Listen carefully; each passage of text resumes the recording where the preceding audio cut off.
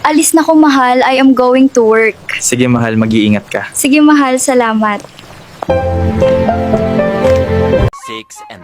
hours later. Ay, Sir Pandi, andyan pa pala kayo. Oo Malunjoy, inaantay talaga kita. Sir Pandi, kalimutan na po natin ang nangyari. Ayoko na maulit yun. Hindi totoo yan. Na mapigilan ang nararamdaman ko sa iyo, Malungjoy. Sir Pandi, may asawa po ako. Ayoko siyang saktan, kaya sana ay intindihin mo ang aking sitwasyon ngayon.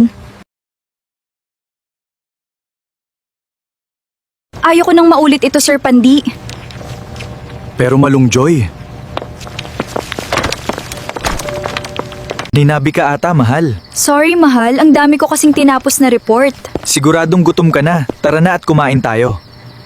Alam mo, mahal, sinarapan ko talaga ang luto ko para marami kang makain. Oo, mahal. Masarap nga. Napadami ang kain ko. May gusto nga pala ko sabihin sa'yo, mahal. Ano yun, mahal? Gusto ko na sana mag-resign, mahal. Gusto ko muna magpahinga ng ilang buwan. Sige, mahal, walang problema. Ako na muna ang bahala, alam kong lagi kang pagod. Salamat, mahal. Tara na sa taas, matulog na tayo, mahal.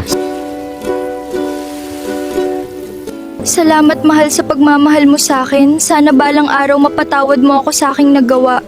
I am so sorry for everything that happened. 3 weeks later. Wow, totoo ba to, mahal? Magkaka-baby na tayo. Kailangan natin ipacheck si baby kung healthy siya.